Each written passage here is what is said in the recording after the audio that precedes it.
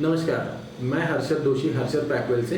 हमारी फैक्ट्री बारामती में है और हम लोग कॉर्रुगेटेड बॉक्सेस बनाते हैं। हम इस व्यवसाय में पिछले 30 सालों से हैं और हम लोग मानते हैं कि पैसा बचाने के लिए हमको हर एक उपाय और हर एक चीज़ को ध्यान में रख के उसमें फोकस करना चाहिए। तो हमारा फोकस अभी तक यही था कि हम लोग प्रोडक्शन प्लानिंग से कैसे पैसे बचा सकते हैं। लेकिन पिछले 30 सालों से हमारा जो टैक्स प्लानिंग और टैक्सेशन के लिए जो हमारे सलाहकार हैं, उनके मार्गदर्शन से हम लोग आज तक हमारा व्यवसाय आगे बढ़ा रहे हैं।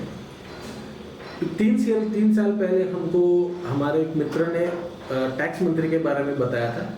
तो टैक्स मंत्री एक ऐसा फर्म है जो सेकंड ओपिनियन में माहिर है और वो आपका जो डेटा फाइनल किया हुआ रहता है उसमें भी आपको उससे और कैसे फ़ायदा हो सके, उससे कुछ टैक्स बचने की संभावना कैसी है और उसमें आप अपना अगले साल के लिए कैसे प्लानिंग कर सकते हैं, उसके लिए वो हमेशा हमको मार्गदर्शन देते हैं। हम लोगों ने पहले साल जब हमारा डेटा दिया था उनको, तो उन्होंने हमको ये बताया था कि आपका डेटा तो कोई प्रॉब्लम नहीं है, बट उसमें थोड़ा सा हम लोग अगर रिप्रेजेंटेशन और जो दिखाना है बैलेंस शीट या आपका प्रॉफिट एंड लॉस कैसा होना चाहिए, उसके रिगार्डिंग उन्होंने कुछ हमको टिप्स दी और उस टिप्स से हम बहुत सारे पैसे बचा सके, जो हमको हमारे बिजनेस के लिए भी फ़ायदा हुआ। एक चीज़ मैं कहना चाहूँगा कि जो इनका टैगलाइन है टैक्स मंत्री का, सल्ला आमचा फ़ायदा तुमचा।